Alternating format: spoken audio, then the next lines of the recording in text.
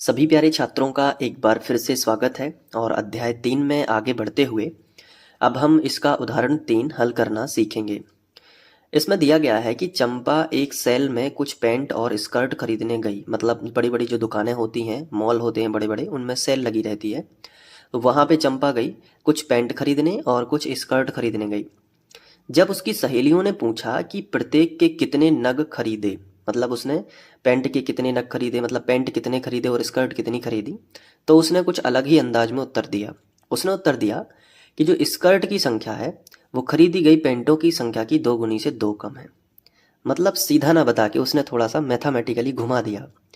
अब जिस पे गणित बनती होगी वो उसको सॉल्व कर लेगा और पता कर लेगा कि उसने कितनी स्कर्ट और कितने पैंट खरीदे हैं, और जिस पे नहीं बनती होगी वो कंफ्यूज रहेगा कि ये क्या बता दिया।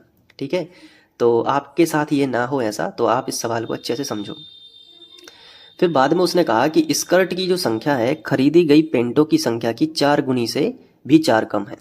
फिर उसने एक हिंट और बताई कि जो स्कर्ट की संख्या है वो खरीदी गई पेंटों की संख्या की 4 गुनी से 4 कम है। सहेलियों की यह जानने के लिए सहायता कीजिए कि चंपा ने कितनी पैंट और कितनी स्कर्ट खरीदी। तो चलो फिर मतलब सहेलियाँ जो उनकी हैं उनकी हेल्प करते हैं और बताते हैं कि चंपा ने कितनी पैंट और स्कर्ट खरीदी होंगी। सबसे पहले तो ये पूरा जितना बड़ा सवाल है लेकिन है बहुत आसान। इसमें सबसे आखिरी में जो लिखा है कि चंपा ने कितनी पैंट और कितनी स्कर्ट खरीदी, यहीं से स्टार्ट करते हैं। हम यहाँ पे लिखेंगे कि माना चंपा ने एक्स पैंट खरीदे और बाई स्कर्ट खरीदी। तो हम लिख सकते हैं कि पेंटों की संख्या एक्स है और स्कर्ट की संख्या बाई है। तो हम यहाँ पे लिखेंगे माना, यहाँ पे हल हेडिंग डाल देंगे, लिखेंगे, बहुत अच्छे से समझना है, ठीक है। माना, सबसे पहले क्या लिखा है, पेंट है ना, तो पेंट को ही एक्स मान लेते हैं। माना पेंटों की संख्या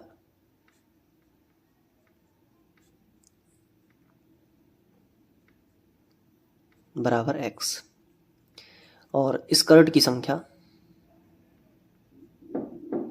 स्कर्ट बराबर बाई मान लेते हैं, ठीक है। तो स्कर्ट की संख्या हो जाएगी बाई। तो अब हम प्रश्नानुसार लिखेंगे, तो नीचे लिखेंगे प्रश्नानुसार। आपको इसी तरीके से एग्जाम में करना है, ठीक है। एक एक शब्द को बहुत अच्छे से समझो, क्या लिखा है, क्या पढ़ना है। प्रश्नानुसार, उसने पहला जो कथन बोला था वो यहाँ से था, तो उसने उत्तर दिया यहाँ से। उसने बोला था कि स्कर्ट की संख्या, तो ये पहला कथन होगा, यानी पहली शर्त होगी। पहला यहाँ से लेके यहाँ तक उसने बोला था, और फिर उसने बोला था कि स्कर्ट की संख्या, तो ये दूसरी शर्त उसने बोली थी यहाँ से यहाँ तक। तो यहाँ पे हम पहले लिखेंगे फर्स्ट शर्त से। तो पहली शर्त क्या है कि स्कर्ट की, यहाँ से सॉरी, स्कर्ट की संख्या, स्कर्ट की संख्या क्या मानी है, बाई। तो अब यहाँ पे लिखेंगे कि पहली शर्त में उसने बोला है कि स्कर्ट की संख्या यानी बाई बराबर, स्कर्ट की संख्या किसके बराबर है, खरीदी गई पेंटों की संख्या की 2 गुनी से 2 कम है। तो खरीदी गई पेंटों की संख्या यानी x की 2 गुनी मतलब 2 का गुणा, तो 2 गुनी से 2 कम है यानी 2 कम यानी माइनस है। ये पहले शर्त से समीकरण हमें प्राप्त हो जाएगा। फिर से समझ लो, उसने कहा है स्कर्ट की संख्या यानी कि बाई, तो देखो यहाँ पे हमने क्या लिखा, बाई। स्कर्ट की संख्या खरीदी गई पेंटों की संख्या, पेंटों की संख्या क्या है, x, तो खरीदी गई पेंटों की संख्या की दुगनी से 2 कम है। स्कर्ट की संख्या खरीदी गई पेंटों की संख्या की दुगनी से 2 कम है। समझ में आया। ये पहली शर्त से हमें एक पहला समीकरण मिल गया, यहाँ हम समीकरण 1 बना सकते हैं। अब सेकंड शर्त भी पढ़ लेते हैं, तो हम यहाँ पे हेडिंग लगाएंगे सेकंड शर्त से। अब दूसरी शर्त क्या है वो भी ध्यान दो, यहाँ से पढ़ते हैं। स्कर्ट की संख्या खरीदी गई पेंटों की संख्या की 4 गुनी से भी 4 कम है, यानी फिर से स्कर्ट की संख्या बाई खरीदी गई पेंटों की संख्या की 4 गुनी से यानी 4 का गुणा से 4 कम है, तो फिर वैसा ही कर दो, इसको बना दो समीकरण 2।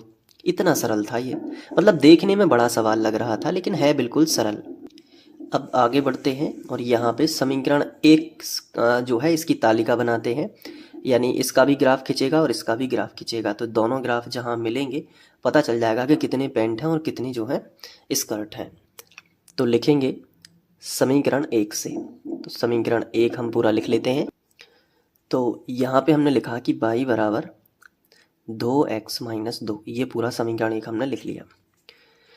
अब इसमें हम जो है x का मान रखेंगे तो y का मान प्राप्त होगा, तो हम x का मान 0 रख देते हैं। x बराबर 0 समीकरण 1 में रखने पर, समीकरण 1 में रखने पर तो यहाँ पे हम रख लेते हैं, तो y बराबर 2, x की जगह पे हमने रख दिया 0 और माइनस 2, ठीक है, बन जाएगा। तो अगले स्टेप में y बराबर 2 शून्यम 0 हो जाएगा और माइनस का 2। तो अगले स्टेप में y बराबर 0 हटा दो, माइनस 2 लिख दो, ठीक है। तो y का जो मान है वो कितना आ गया, माइनस 2।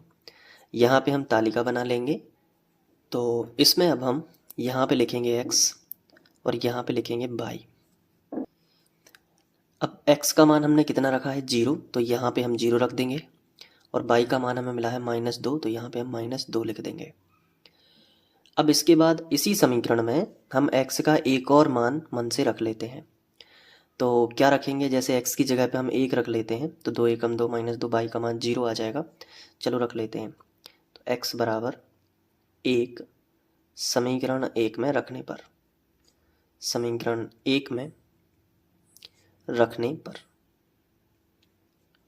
चलिए अब ये है यहाँ से, तो y बराबर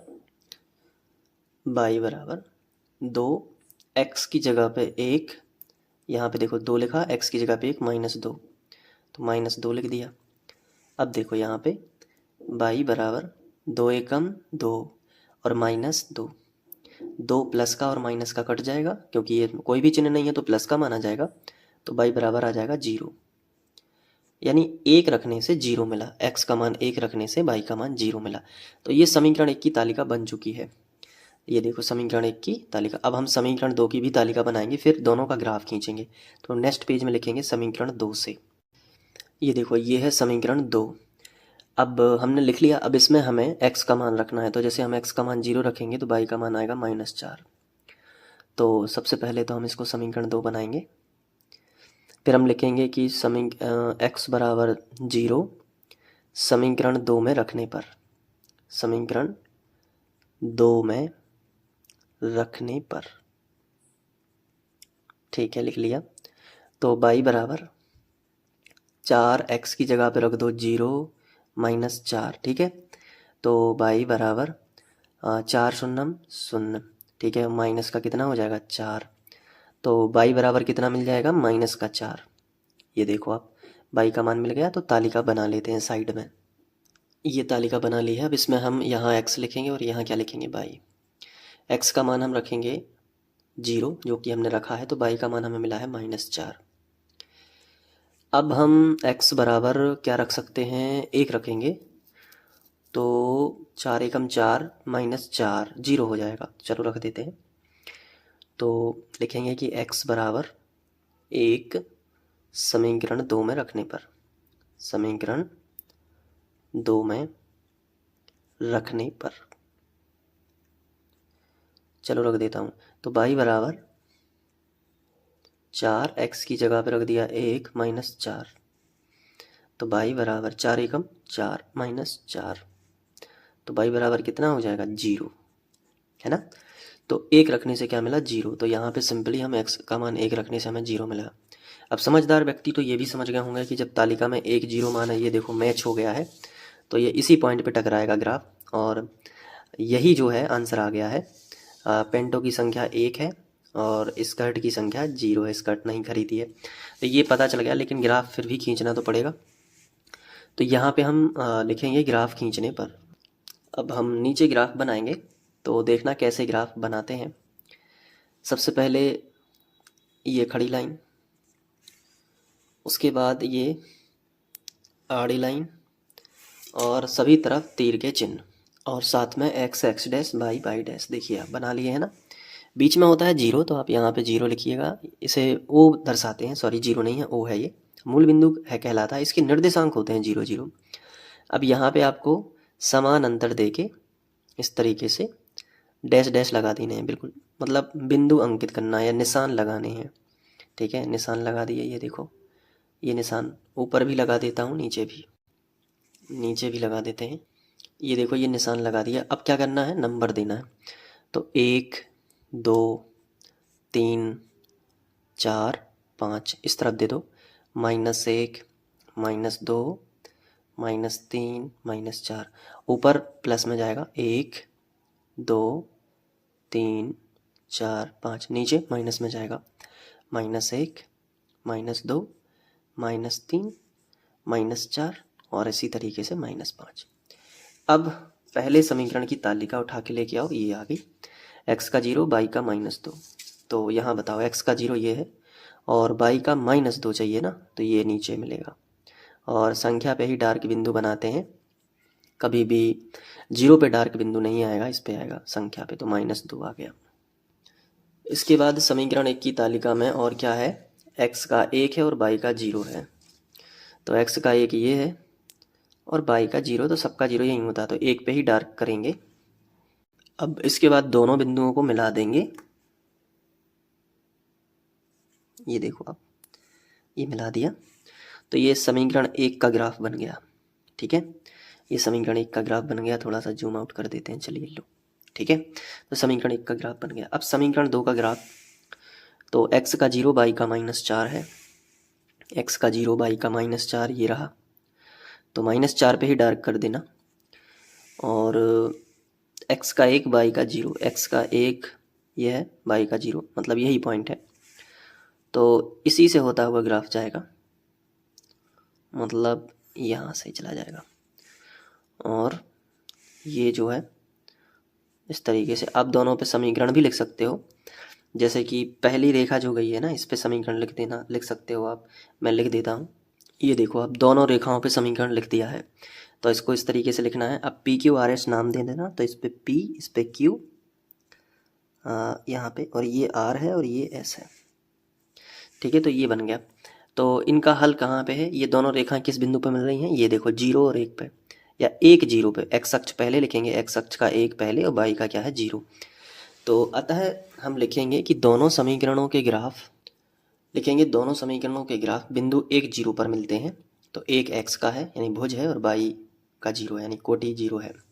तो अतः जो हमने माना था कि अतः पेंटों की संख्या हमने क्या मानी थी, पेंटों की संख्या x मानी थी। तो भुज कितना है 1 और स्कर्ट क्या है 0। तो नीचे लिख सकते हैं कि अतः पेंटों की संख्या जो कि 1 होगी और स्कर्ट की संख्या 0 होगी। मतलब उसने स्कर्ट खरीदी ही नहीं है, इसलिए उसने घुमा के बताया था। ठीक है, चंपा ने। तो ये जो है इस तरीके से जो ग्राफ है, और ये अब आप नोट कर लो इसको अच्छे से। तो मैं दिखा देता हूँ शुरू से। तो यहाँ से शुरू हुआ था ये सवाल। इसके बाद यहाँ पे, फिर इसके बाद यहाँ, और फिर यहाँ। वीडियो को पॉज करके ही नोट कर लेना। और इसके आगे ये ग्राफ के नीचे की भाषा है। ठीक है, अब आगे की और वीडियोस देखना चाहते हो तो प्लेलिस्ट को फॉलो करो, जो ये एंड स्क्रीन पे यहाँ पे दिख रही होगी प्लेलिस्ट। उस पर क्लिक करके पूरी गणित आप निपटा सकते हो 2 से 3 महीने में, जल्दी जल्दी। और मैंने जिस तरीके से समझाया है उसमें आपको काफ़ी हेल्प हो जाएगी। मैंने पूरा प्रयास किया है आपको कि बेटर से बेटर समझा सकूं। और इसके अलावा कुछ इंपॉर्टेंट वीडियो भी आ रहे होंगे, वो भी देख लेना, ताकि पढ़ाई की प्रॉपर तैयारी हो सके। और चीटिंग करना नहीं है बेटा। चीटिंग करोगे तो अभी कर लोगे चीटिंग, लेकिन बाद में दिक्कत हो जाएगी।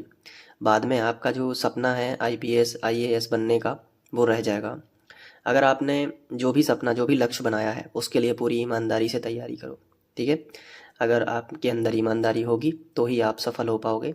नहीं तो ये जो आजकल वायरल पेपर वगैरह चलते हैं ना, इससे चीटिंग कहते हैं, और ये आपका भविष्य खराब कर देगी, है ना। नॉलेज नहीं आपके ऊपर कर पाओगे, समय से जो पढ़ना चाहिए आपको वो नहीं पढ़ पाओगे। वैसे ही गवर्नमेंट ने सिलेबस जो है वो रिड्यूस कर दिया है, तो 30% तो आपको पढ़ाना ही बंद कर दिया है। क्या वो कंपटीशन में नहीं आएगा? बिल्कुल आएगा। तो इसलिए मैं कह रहा हूँ कि ये गणित तो पढ़ लो, इसके अलावा जो है एक्स्ट्रा नॉलेज भी रखो, जनरल नॉलेज अपना अच्छा रखो, इंग्लिश बोलना सीखो, अपनी पर्सनालिटी को डेवलप करो, है ना। क्योंकि किसी को नहीं पड़ी है कि आप आगे बढ़ो, लेकिन आपको आगे बढ़ना है ना। कोई नहीं सोचेगा, ना गवर्नमेंट सोचेगी, ना कोई सोचेगा, लेकिन आपको आगे बढ़ना ही है हर हालत में। क्योंकि यहाँ पे अगर कोई रूल आता है, कोई नकल रोकने वाला, तो ही मैं मानूंगा कि हाँ प्रॉपर अच्छे से पेपर हो रहे हैं आपके।